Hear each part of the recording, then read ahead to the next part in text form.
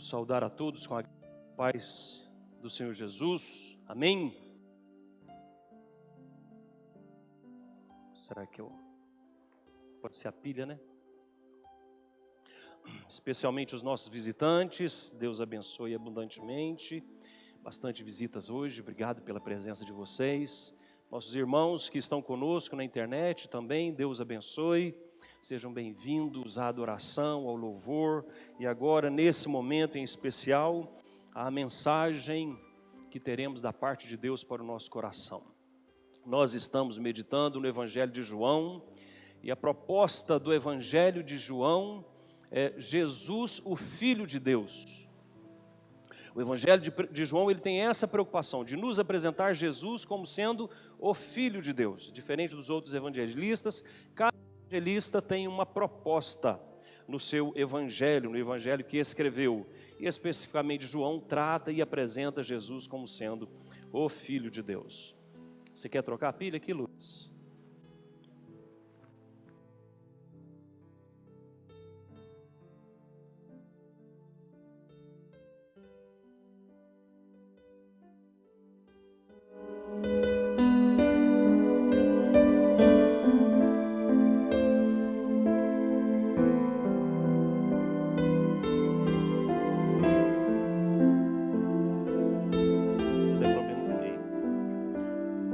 Seja a pilha, pode ser que seja o cabo. Se for o caso, aí eu uso outro microfone.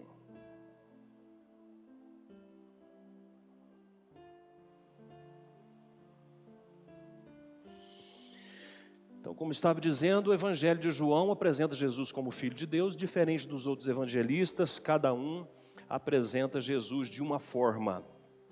E agora nós chegamos nesse ponto, no capítulo 3, em que começamos semana passada, falando deste encontro de Jesus com Nicodemos, o principal dos mestres, dos teólogos em Israel naqueles dias, e por isso Jesus chama ele de o mestre em Israel.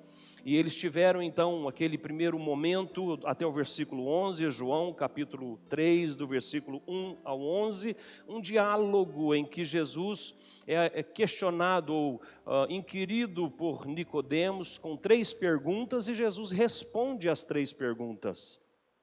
Agora chegamos à segunda fase desse encontro de Nicodemos com Jesus, em que Jesus não estará mais respondendo a nenhuma pergunta, ou melhor, Nicodemos mesmo, ele não faz nenhuma nova pergunta. E Nicodemos se detém ali ouvindo o ensino de Jesus. E agora Nicodemos é um mero espectador, o mestre, o grande teólogo de Israel, como que se assentando, ele para ouvir de Jesus, o mestre, o rabi, tão famoso naqueles dias, e Nicodemos fica silente, atento a tudo que Jesus está falando. Então abra aí sua Bíblia comigo em João capítulo 3, e vamos ver este segundo momento. Só para deixar claro, me perdoe se eu estou sendo redundante, mas é para que não haja dúvida. Eu falei nisso hoje de manhã.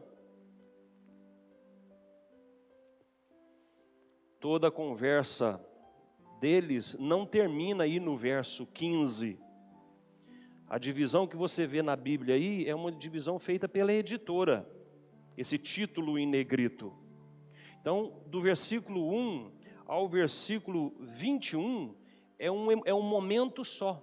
É o único momento de Jesus com Nicodemos. Então, do versículo 16 a 21, Jesus continua falando para Nicodemos e para quantos estão presentes ali. Essa simples divisão que a editora faz nos dá a falsa impressão de que é outro momento, mas não é outro momento. Continua o mesmo momento de Jesus falando com Nicodemos. Então vamos ler Agora, eu vou ler do verso 10, porque foi a última pergunta que Nicodemos fez. Jesus faz isso. Tu és mestre em Israel e não compreendes estas coisas? Em verdade te digo que nós dizemos o que sabemos e testificamos o que temos visto. Contudo, não aceitais o nosso testemunho. Se tratando de coisas terrenas não me credes, como crereis se vos falar das celestiais? Ora, ninguém subiu ao céu, senão aquele que de lá desceu, a saber, o Filho do homem que está no céu. E do modo por que Moisés levantou a serpente no deserto, assim importa que o Filho do homem seja levantado, para que todo que nele crê tenha a vida eterna. Porque Deus amou o mundo de tal maneira que deu o seu Filho unigênito, para que todo que nele crê não pereça, mas tenha a vida eterna. Porquanto Deus enviou o seu Filho ao mundo, não para que julgasse o mundo, mas para que o mundo fosse salvo por ele. Quem nele crê não é julgado. O que não crê já está julgado, porque não crê no nome do unigênito Filho de Deus. O julgamento é este, que a luz veio ao mundo, e os homens amaram mais as trevas do que a luz, porque as suas obras eram más. Pois todo aquele que pratica o mal aborrece a luz e não se chega para a luz, a fim de não serem arguidas as suas obras. Quem pratica a verdade aproxima-se da luz, a fim de que suas obras sejam manifestas, porque feitas em Deus. Observe que no versículo 2, Nicodemos faz uma pergunta para Jesus assim. Ele introduz a sua fala falando no plural. Rabi, sabemos que és mestre vindo da parte de Deus. Então, ele não fala por ele não está falando, eu sei que o Senhor é um mestre vindo da parte de Deus. Ele coloca ali no plural, como que representando, ele fala assim, ele está falando como que eu e os demais teólogos, os mestres de Israel, reconhecemos, o Senhor realmente é um mestre vindo da parte de Deus. Então ele está falando ali em nome do Sinédrio, ele está falando ali em nome dos judeus que lideravam o povo, ele está falando ali em nome dos sacerdotes, escribas, fariseus que ensinavam o povo, e ele está dizendo em nome de todos aqueles que ele, na classe dele, na categoria social que ele ocupava de homem religioso e mestre do povo, todos os demais religiosos e mestres do povo, Nicodemos está dizendo, nós, todos estes, reconhecemos, tu és mestre vindo da parte de Deus.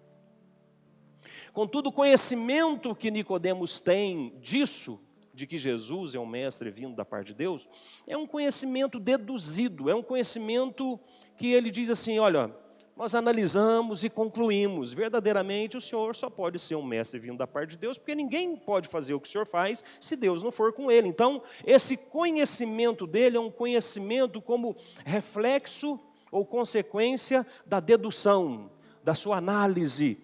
Nós entendemos, conversamos, discutimos e verdadeiramente o Senhor só pode ser da parte de Deus. Então é a síntese que eles fizeram, um entendimento humano. E Jesus, ele vem agora no verso 11, olha aí comigo. Em verdade te digo, eu te digo. Aí Jesus fala dele agora, e agora ele volta para o plural. Que eu te digo que nós dizemos o que sabemos e testificamos o que temos visto.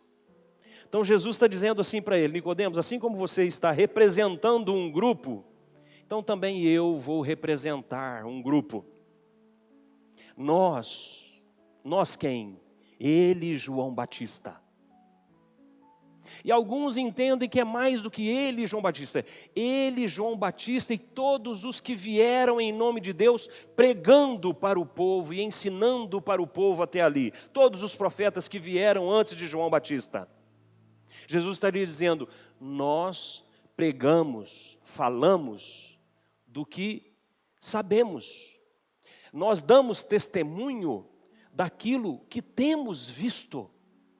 Então, o entendimento de Jesus, o sabemos de Jesus, é diferente do sabemos de Nicodemos. Porque, como disse, o sabemos de Nicodemos nós deduzimos, concluímos que o Senhor é um mestre vindo da parte de Deus. Mas, então, é um entendimento, é algo que a experiência desse conhecimento de Nicodemos é só no âmbito da mente, da razão. O conhecimento de Jesus é um conhecimento experimental. Ele está dizendo assim, olha, eu não estou falando de coisa que eu aprendi, Nicodemos, eu estou falando de coisas que eu vi. Eu estou dando testemunho daquilo que verdadeiramente eu experimentei. E mesmo assim vocês não estão acreditando em nós. O conhecimento de Jesus, ele está falando, eu falo da parte de Deus porque eu tenho experiência com Deus, eu vivo com Deus, eu sei de quem eu estou falando. Ao passo que você e os demais como você têm uma dedução, uma conclusão, um entendimento, vocês estão ainda no campo da teoria, eu estou no campo da experiência, eu verdadeiramente falo daquilo que eu conheço, daquilo que eu vi, e é sobre isso que eu dou testemunho. Contudo, mesmo eu dizendo, falando do que vi, testemunhando, eu dou testemunho, eu vi essas coisas, mesmo assim vocês não acreditam no nosso testemunho. Vocês não aceitam o nosso testemunho. Então Jesus conhecia a natureza humana, no capítulo 2, verso 25. Ele sabia o que era o homem, não precisava que ninguém falava acerca do homem, porque ele conhecia a natureza humana. E por isso não se dava a confiar aos homens. E embora Nicodemos continuou expressando certa medida de veneração por Jesus. Se você olhar no Evangelho em mais duas outras, capítulo 7, capítulo 19, em duas outras ocorrências, você vai ver uma certa admiração, respeito, consideração de Nicodemos para com Jesus. Mas nesse momento aqui, Nicodemos ainda não se entregou totalmente para Jesus. Nesse momento aqui, Nicodemos ainda está lutando para ser convencido, resistindo aos ensinamentos de Jesus. Ele ainda não se deu por convencido aqui, ele não foi regenerado aqui, ele está ouvindo sobre a regeneração, mas ele ainda não se converteu aqui. E aí então, em razão da pergunta de Nicodemos, que Jesus retruca dizendo, você é mestre em Israel e não conhece essas coisas? Verso 10. Agora, no versículo 12, completando o versículo 10, ele vai dizer, você é mestre em Israel e não conhece essas coisas, Nicodemos? Então, se eu estou falando de coisas terrenas e você ainda não crê, como é que você pode crer se eu falar de coisas espirituais? Se você não entende coisas terrenas, aquilo que é da experiência humana, como é que você vai crer se eu começar a te falar de coisas que você foge à sua mente, foge à sua compreensão, coisas que você nunca viu? É isso que Jesus está dizendo. Que coisas seriam essas terrenas que Jesus cobra dele? Olha, você não está entendendo nem o que é terreno. Que coisas são essas? Ele estava falando da necessidade do ser humano passar por uma regeneração, um novo nascimento, ou seja, o homem reconhecer verdadeiramente, eu sou pecador. E sendo pecador, essa minha natureza corrupta, se Deus não fizer alguma coisa em mim para eu nascer de novo, eu vou continuar sendo o mesmo pau torto. Eu vou continuar inclinado para o mal. Jesus havia, todo o primeiro momento desse encontro, Jesus está explicando isso para Nicodemos. A necessidade de nascer do alto. Nicodemos, não é pelo esforço humano, é por ação de Deus. Se Jesus, depois de explicar isso para Nicodemos, e ele ainda tendo a experiência de pecador que ele é, não reconhecer que ele precisa passar por um milagre de Deus, para ele ser feito nova criatura, sabendo que o seu coração é tão poluído como ele ainda não reconhecer que ele precisa nascer de novo, essa é a sua experiência humana que ele deveria ter aprendido e não aprendeu essa lição. Se eu falando de coisas terrenas, humanas, das quais você já tem experiência, qual é? A sua natureza pecaminosa e a sua necessidade de conversão. Eu falando disso, você não entende? Como é que você vai entender se eu começar a falar de coisas espirituais? O Senhor falando daquilo que você experimenta todo dia, o seu coração poluído, pecador, precisa converter, e você não está concordando comigo? Então, como é que você vai entender se eu te falar de coisas espirituais?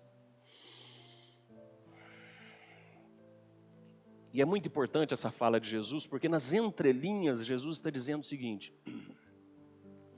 Ele não dá atenção, crédito, não para poder atender a ninguém que é meramente um curioso religioso.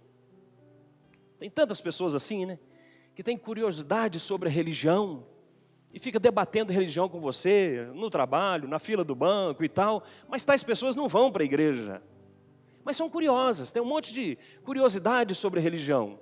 E Jesus não deu importância a esse tipo de gente.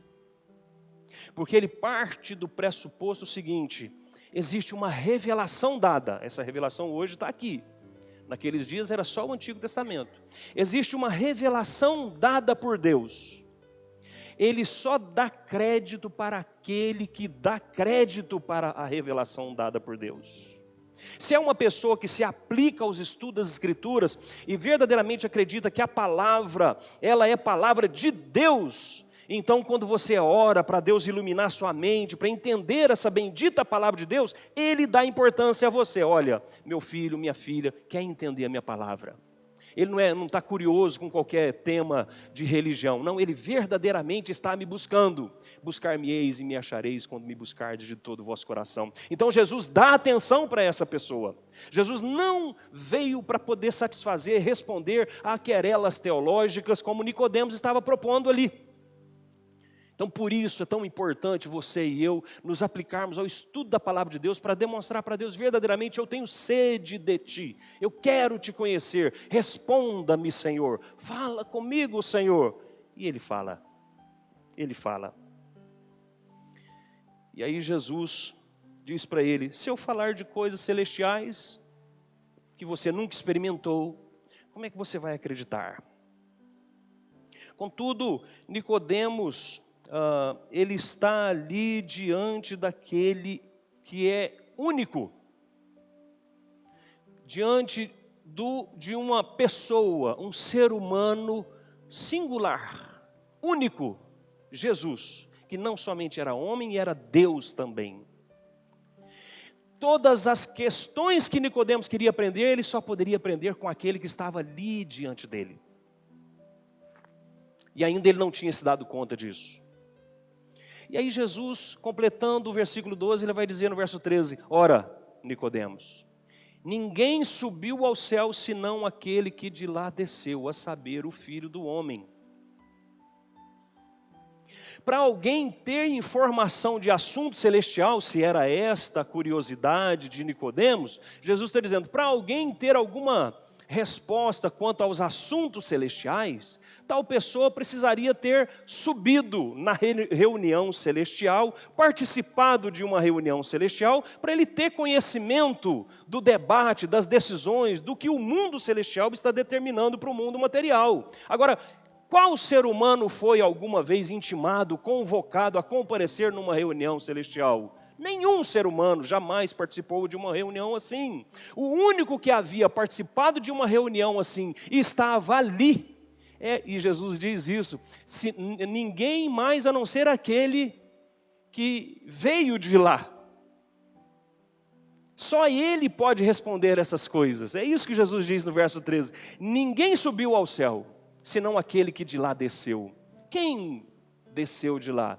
O Filho do Homem. Que Nicodemos ainda não entende quem é esse Filho do Homem.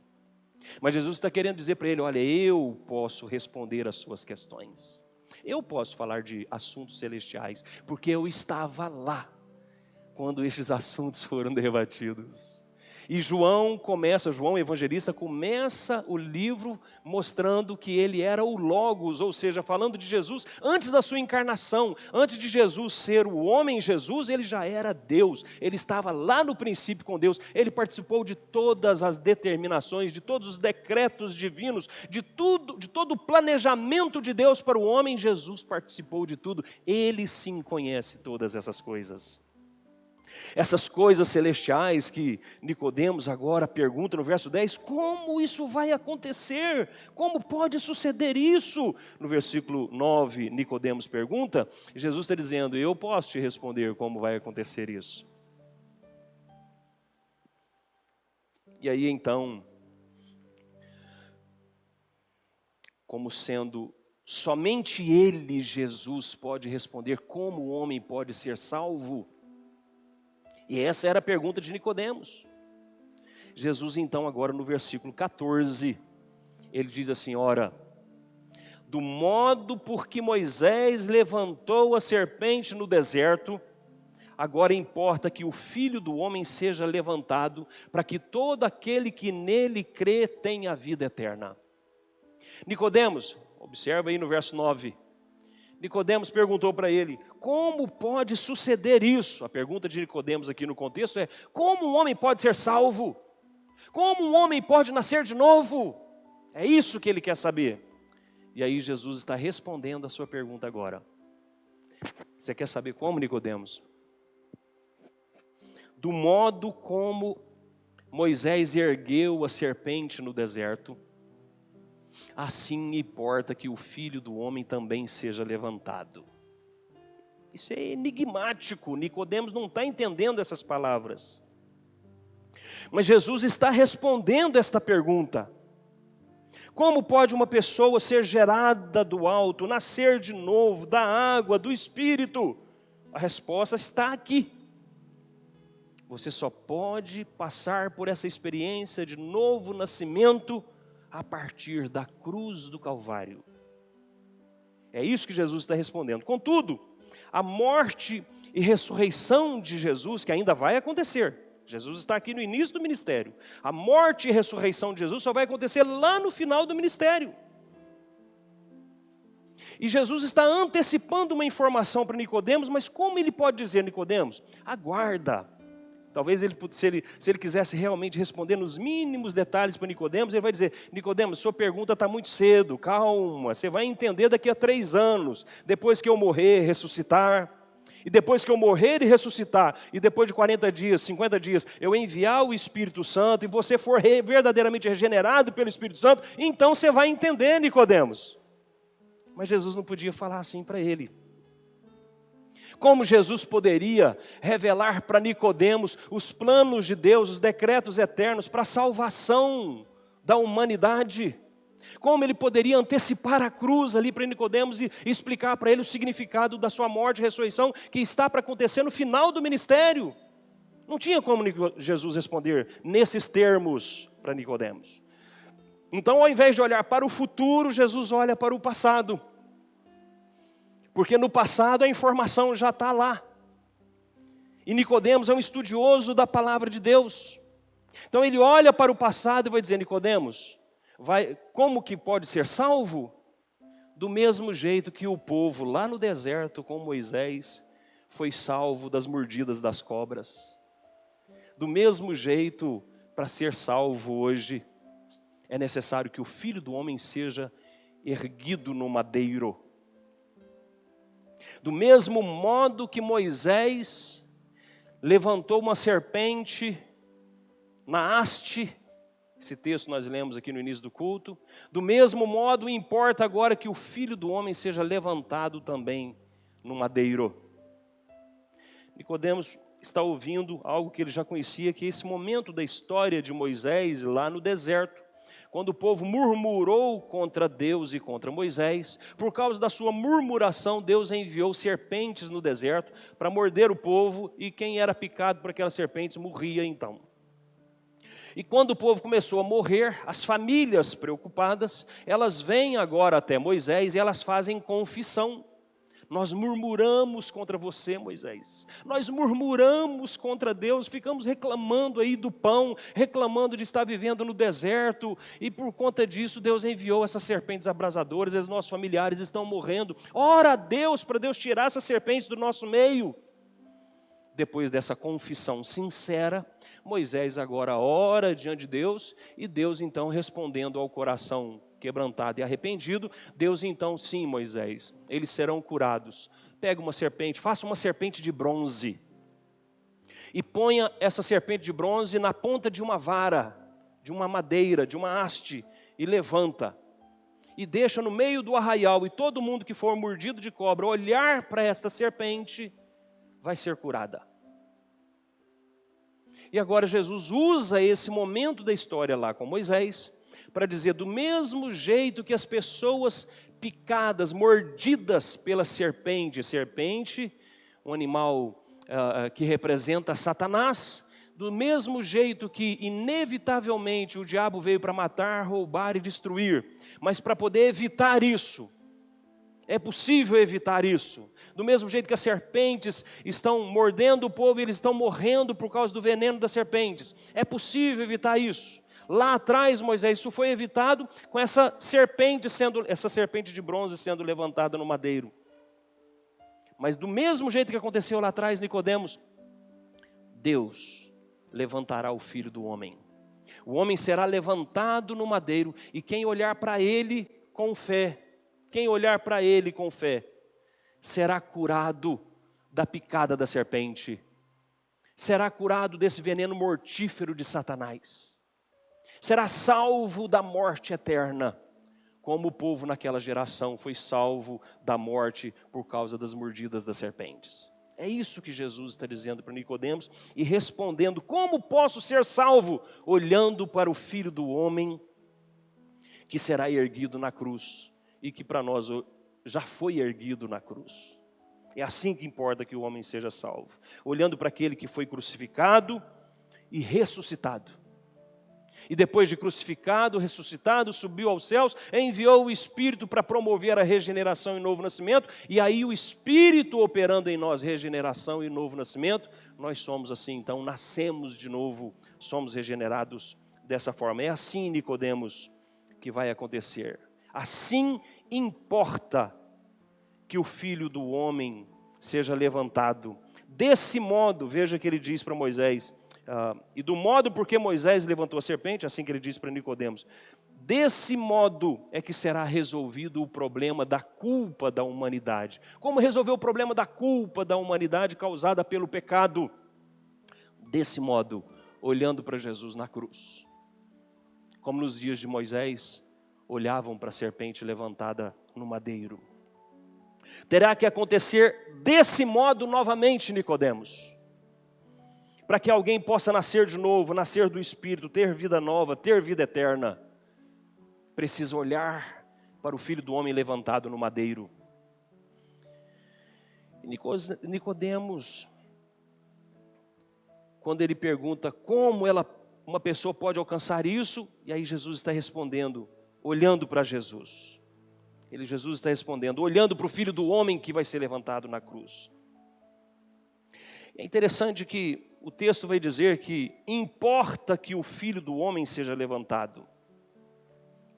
Verso 14, a parte B.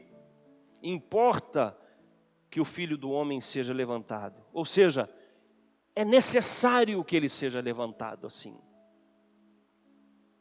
O Filho do Homem tem que passar por essas coisas.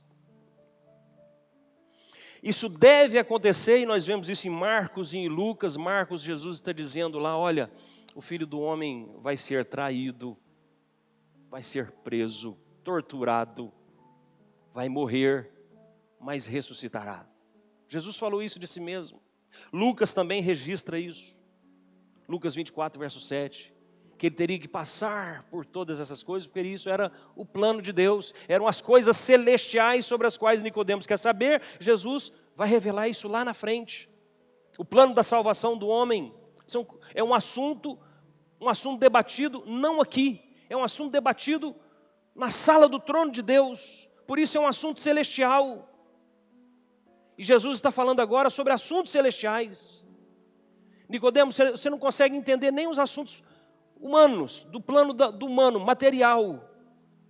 Você não consegue nem reconhecer que você precisa nascer de novo. E você quer saber como ser salvo? Como ser salvo é um assunto debatido na sala do trono de Deus. Isso já foi debatido, resolvido, planejado e já está sendo executado. O Filho do Homem vai ser levantado na cruz do madeiro para resolver o problema da culpa da humanidade. Isso deve acontecer, isso precisa acontecer. Importa que isso aconteça. Por quê? Para que todo aquele que nele crê tenha a vida eterna. É interessante observar esse versículo porque, embora Cristo seja levantado à vista de todos, Ele não salva a todos. Ele salva o que crê, o texto diz aqui. Para que sejam salvos aqueles que creem, é o que o versículo 15 vai dizer. O evangelho é pregado a todos, mas nem todos creem. Do mesmo jeito, a serpente, naquela época levantada, só quem olhava para a serpente com fé em Deus, crendo, olha, Deus prometeu que se eu olhar para ela eu serei curado. Então eu vou lá olhar para aquela serpente, por mais absurdo que isso seja, como assim olhando para uma serpente de bronze eu serei curado? Por mais absurdo que isso seja, é assim que Deus mandou, foi isso que Ele estabeleceu, eu vou simplesmente obedecer mesmo que eu não entenda. E ele foi curado. Da mesma forma agora, em Jesus Cristo. Importa que Ele seja levantado, que Ele passe por todas aquelas coisas, que Ele seja crucificado. E quem confiar que naquilo, na crucificação de Jesus, a nossa culpa está sendo removida, quem crê assim, será salvo. Somente quem crê assim é que será salvo. E aí chegamos ao texto, que é o Evangelho dentro do Evangelho. O texto que todos nós sabemos de cor, e eu gostaria de que você recitasse comigo esse versículo. Porque Deus amou o mundo de tal maneira que deu o seu Filho unigênito, para que todo o que nele crê não pereça, mas tenha vida eterna. São palavras de Jesus. Existe aqui uma relação causal entre o versículo 15 e o 16. A causa do verso 15 é o verso 16. Por que que todo aquele que nele crê vai ter a vida eterna? Aí o verso 16 está explicando. Aprouve a Deus conceder vida. Aprouve a Deus que Cristo promovesse vida. Ele é o autor da vida. Todas as coisas foram feitas por meio dele, sem ele nada do que foi feito se fez. Ele é a vida em si mesmo. Eu sou o caminho, a verdade e a vida. A vida é esta, crer em Cristo Jesus. O Evangelho comunica, relaciona a vida com Jesus. Então, a causa de a pessoa crer nele será salva porque aprouve a Deus, foi do agrado de Deus, satisfez o coração de Deus. Olha, se meu filho é o autor da vida, somente quem confiar nele, somente quem depositar sua total confiança nele, somente quem esperar plenamente dele, é que vai ser salvo. Porque quem quer vida só vai encontrar no meu Filho, para tanto precisa crer nele, precisa confiar nele, precisa atribuir a ele o mérito da vida eterna. Compete a Jesus conceder essa vida eterna. É isso que o versículo 16 está dizendo. Do amor de Deus pelo mundo, não só pelas coisas criadas, mas pela humanidade. Esse amor é descrito aqui como que de tal maneira. Como assim de tal maneira? De uma maneira que nós não entendemos, que extrapola a nossa capacidade de entender, de uma maneira intensa, tão incompreensível. Esse de tal maneira aqui é a mesma palavra que no verso 14 foi traduzida por assim.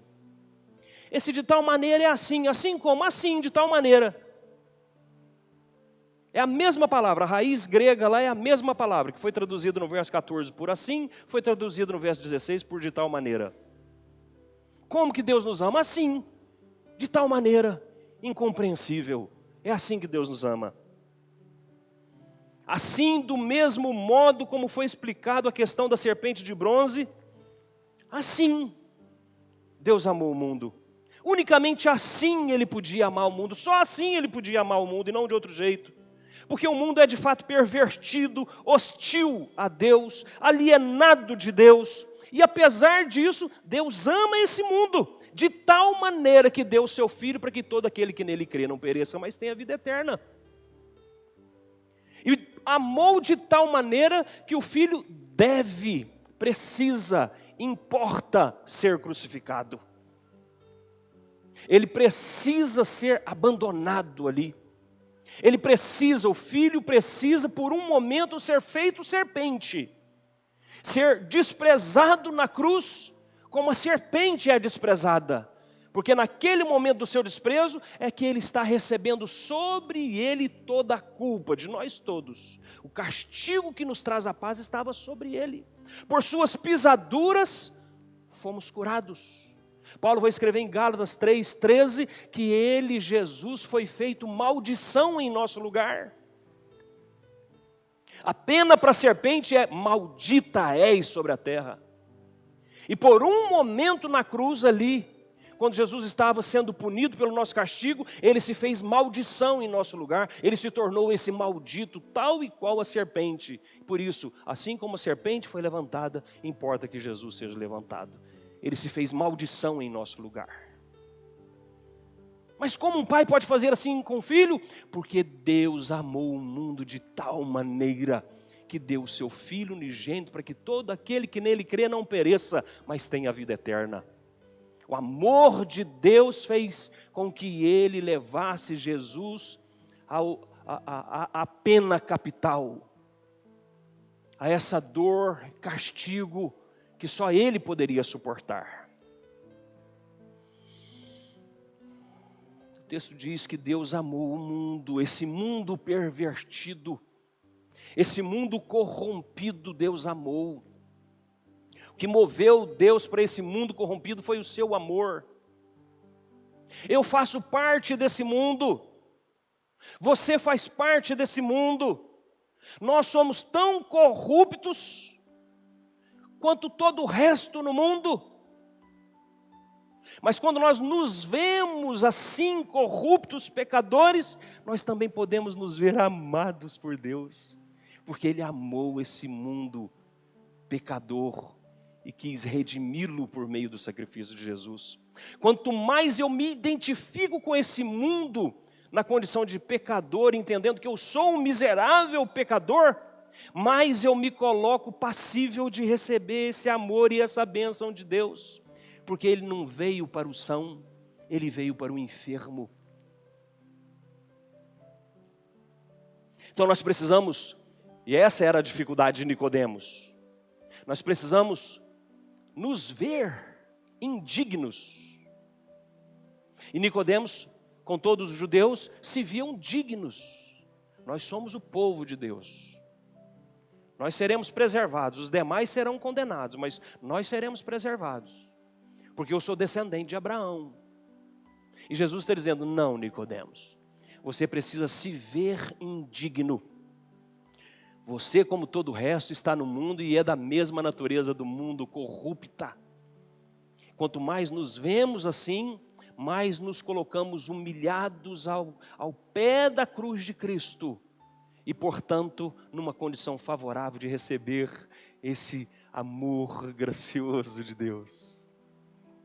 Deus repulsa da sua presença o orgulhoso, o prepotente. Mas Deus atrai, agrada, acolhe, recebe o quebrantado de coração e espírito compungido. Esse Deus não despreza. Quando nos vemos indignos, Deus então nos agracia com o seu amor. O que nele crê, veja só, é necessário crer. É necessário crer. Mas não pense que esse crer é o seu mérito. Entenda bem, a única ação exigida da pessoa é crer em Cristo. É a única ação. Mas lembra que Tiago vai dizer que a fé é demonstrada nas nossas ações. Você vai demonstrar a sua fé através das suas atitudes. Então a sua fé tem que ser operosa. Existe alguma coisa que o homem precisa fazer para comprovar essa fé, que ele realmente crê em Deus. Ele precisa caminhar nessa direção. Contudo, esse simples ato, como lá no deserto, o simples ato de olhar para a serpente e a pessoa era curada, era um ato simples, mas era o máximo que a pessoa moribunda, que estava morrendo por causa do veneno da serpente, o máximo que ela conseguia fazer era ela erguer os olhos e olhar.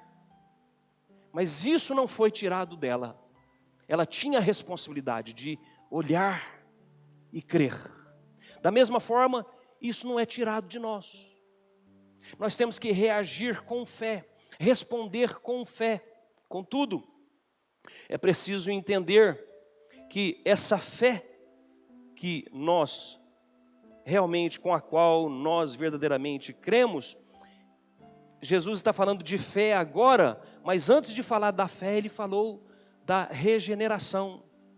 Ele disse que, sendo mais objetivo, ele está dizendo o seguinte: você só vai conseguir crer se você já tiver sido regenerado. Só consegue crer quem já teve o seu coração mudado. Por nós mesmos nós não conseguimos crer. Não é mérito nosso. Porque a fé, conforme Paulo escrevendo aos Efésios, capítulo 2, verso 8, a fé é dom de Deus. A fé é dom de Deus. Nós não podemos crer por nós mesmos. Senão nós chegaríamos arrogantemente no céu e olharíamos para quem está do outro lado lá no inferno, dizendo o seguinte: eu estou aqui porque eu criei, você não quis crer, problema seu, ema é ema, cada um com seus problemas. Eu fiz por merecer, eu criei, mas não existe isso. Não existe isso, como Jesus vai dizer daqui para frente, explicar isso para nós. Antes de Ele nos dar condição de crer, porque a fé é um dom de Deus, primeiramente Ele nos regenerou.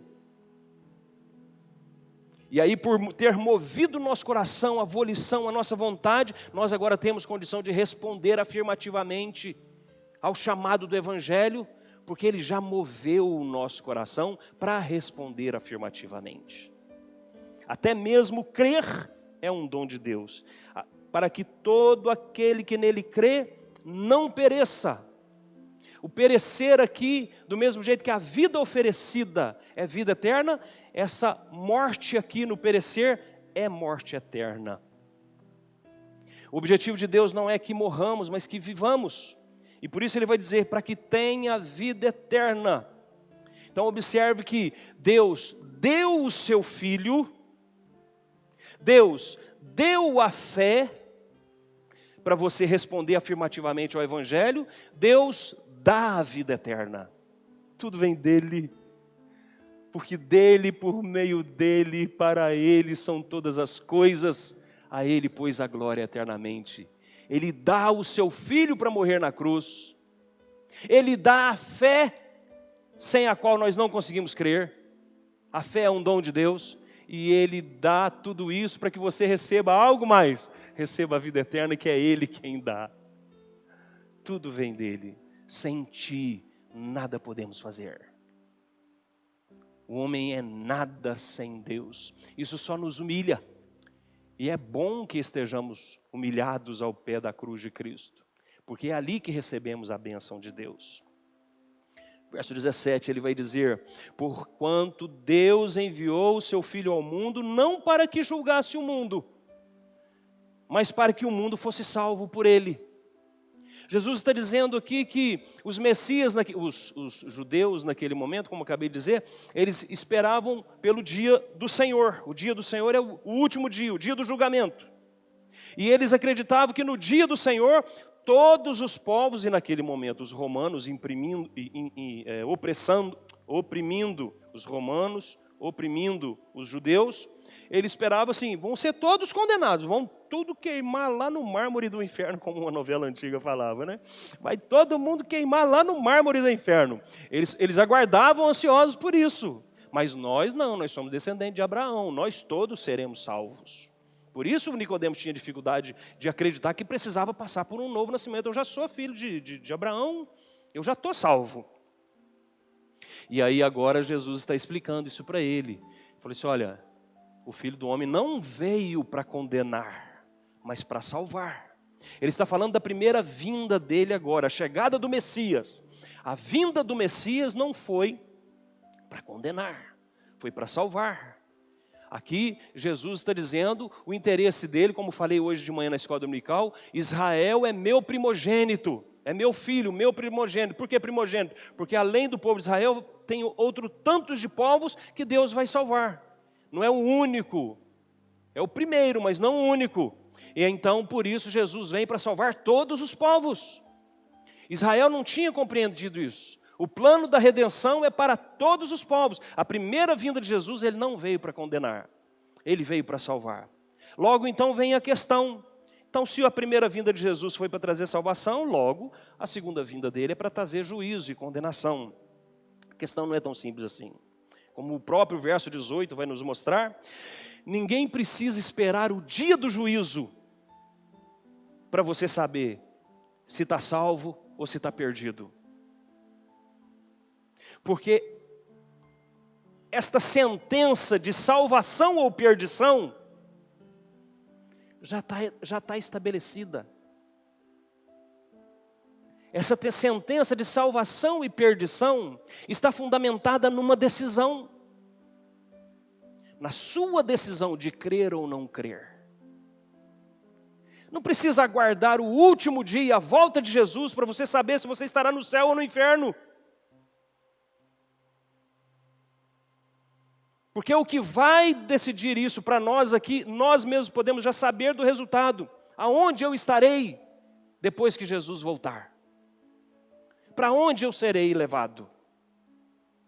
A sua atitude em relação a Deus durante a sua vida, essa decisão sua, já sinaliza para onde você vai e para onde você não vai. Aquele que crê, o versículo 18 vai dizer... Quem nele crê, não é julgado. O que não crê, já está julgado.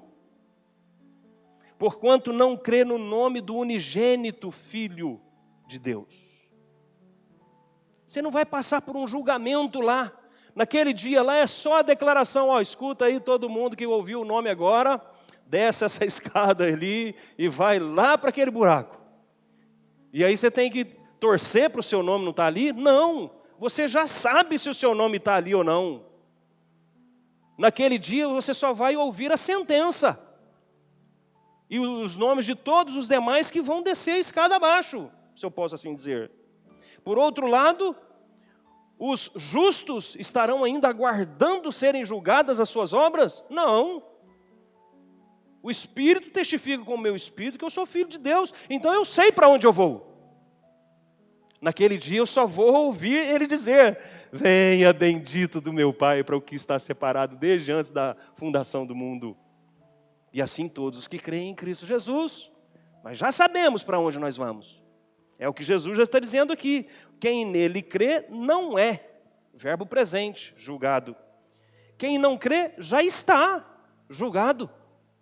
A coisa já está resolvida.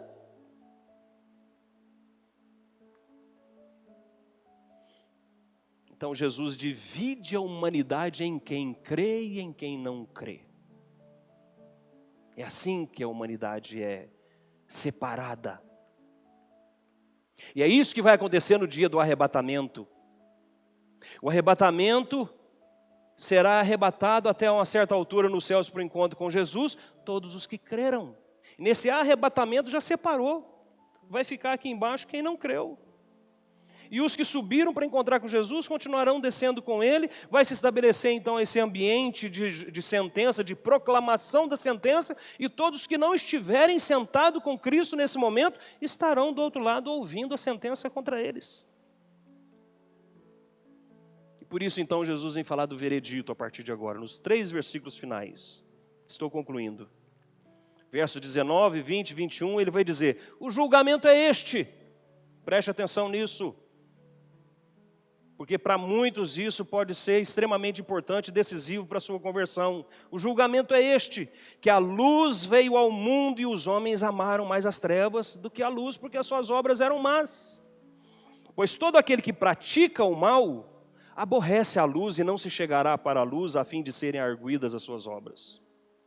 Quem pratica a verdade, aproxima-se da luz a fim de que suas obras sejam manifestas, porque feitas em Deus.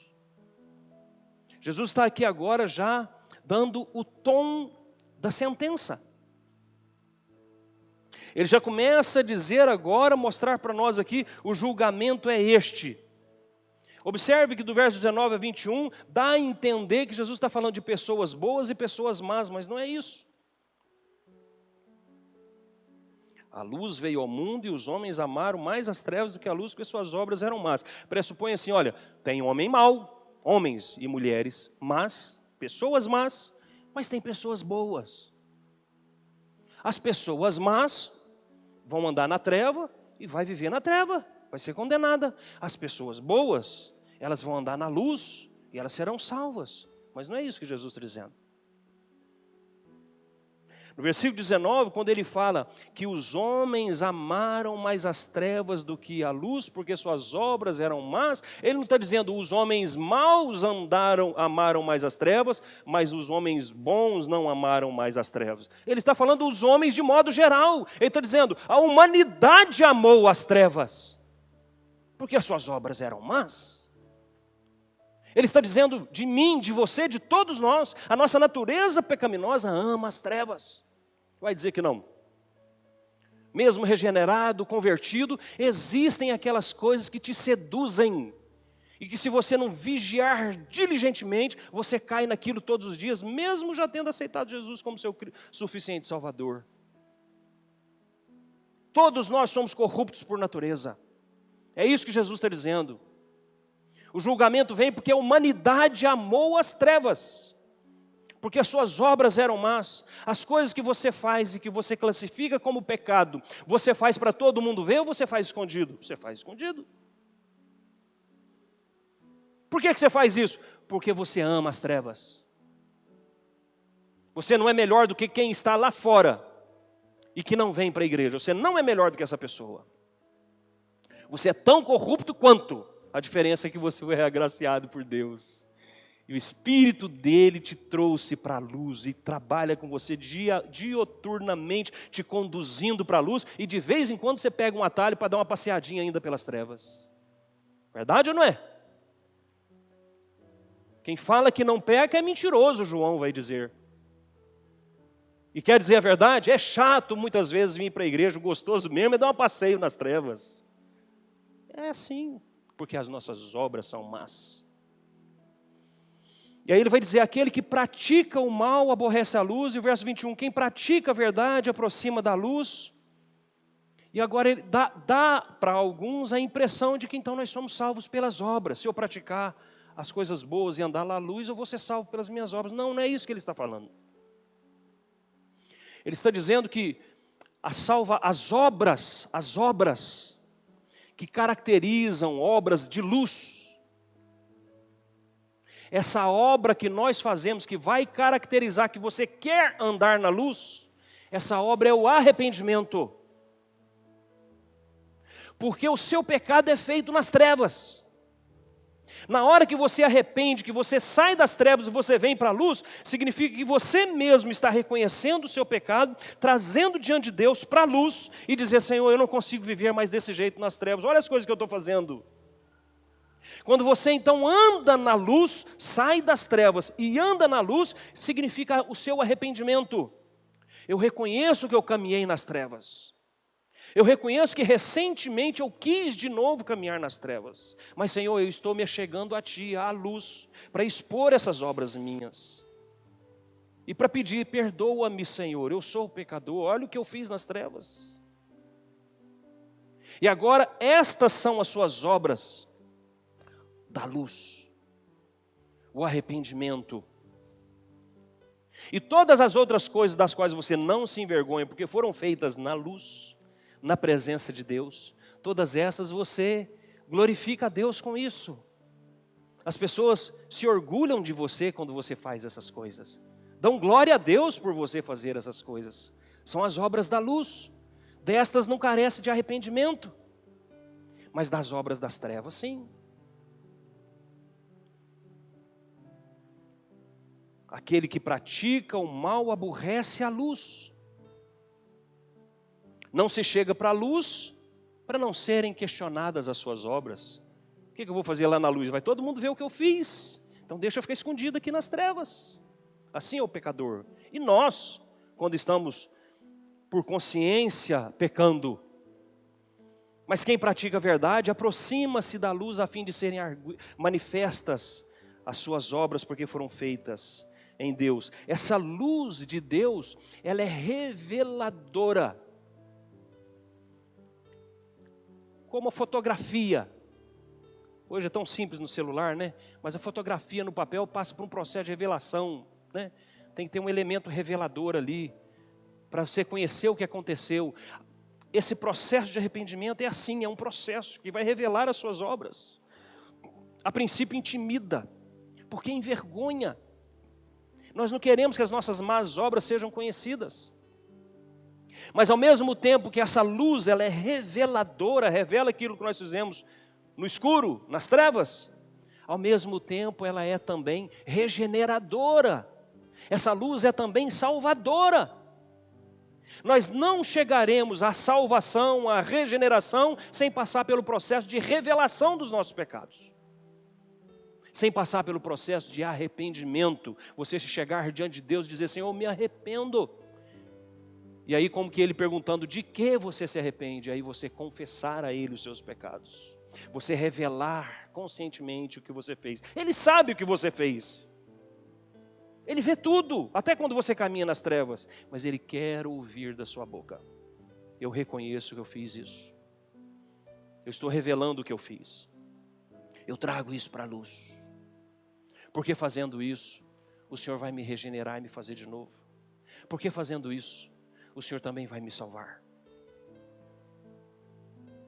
Nicodemos, ele foi conversar, conhecer esse mestre popular chamado Jesus. Talvez ele tinha muitas questões teológicas para debater com Jesus, às quais Jesus não deu importância. Porque Jesus viu que a necessidade de Nicodemos era caminhar na luz. Ele pensava que ele estava na luz, mas ele não estava. E todo esse tempo e essa explanação de Jesus, ele está chamando Nicodemos, vem para a luz, Nicodemos. Nicodemos procurou Jesus de noite, é um indício no texto de que ele andava em trevas. Vem para a luz, Nicodemos.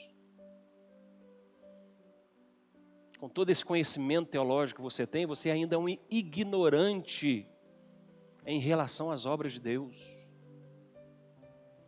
Você ainda pensa que por ser judeu, descendente de Abraão, um teólogo renomado em Israel, por isso você está salvo? Sabe de nada, inocente. Vem para a luz, Nicodemos. Você precisa nascer de novo, Nicodemos. Você tem que sair das trevas que te dominaram, sua arrogância, prepotência. E você precisa caminhar humildemente na presença de Deus. Você tem que clamar por isso, Nicodemos. Por esse novo nascimento, regeneração, que é uma ação que está fora de você, é Deus quem promove. Mas se Ele não fizer isso, você vai continuar em trevas, Nicodemos. Vem para a luz, meu filho. Nicodemos jamais esperava ser encurralado por Jesus assim naquele momento. Toma uma decisão, meu filho. Porque se você continuar com essas ideias suas aí, você vai para as trevas. Você continuará nas trevas. Mas se você verdadeiramente quer saber como posso fazer para ser salvo, você precisa reconhecer que você estando no mundo, faz parte do mundo, você é corrupto como o mundo, mas Deus amou o mundo, Nicodemos, ao ponto de dar o filho dele para ser erguido na cruz. O filho passará por todas essas coisas, será erguido na cruz. Depois de tanta tortura, morrerá ali. Ele será considerado maldito por causa dos nossos pecados. E se você olhar para ele, como aquela geração nos dias de Moisés olhava para a serpente, crendo que assim seria curada, você será curado e salvo, Nicodemos. Mas você precisa fazer como aqueles que eram picado de cobra, moribundos, chegavam no pé da estaca em que estava na ponta a serpente e olhando com fé para Deus, eles eram curados. Você tem que se colocar nessa condição de um moribundo que está morrendo por causa dos seus pecados, porque você também foi mordido pela serpente, aquela mesma lá do Éden. E o salário do pecado é a morte, Nicodemos. Mas o dom gratuito de Deus é a salvação em Cristo Jesus. Você precisa crer nisso, Nicodemos. Se você não crer nisso, não olhar para o Filho do Homem erguido na cruz, você não será salvo. Vem para a luz, meu filho. Essa é a mensagem de Deus para você hoje, que tem outro nome, que não se chama por Nicodemos, mas essa é a mensagem de Deus para você hoje. Nós não somos melhores que ninguém. Não é por sermos presbiterianos e crer na doutrina da predestinação que, por conta dessa arrogante pretensão, seremos salvos. Nós seremos salvos se verdadeiramente nós estivermos regenerados por Deus, e essa ação vem dele. Ele deu o seu Filho unigênito para morrer por nós na cruz. Ele deu a nós a fé sem a qual a gente não consegue crer, mas é Ele quem dá. Mas crendo, Ele dá a vida eterna. Tudo vem dele. Porque dele e por ele, por meio dele, para ele, são todas as coisas. A ele, pois, a glória eternamente. Feche seus olhos, vamos orar.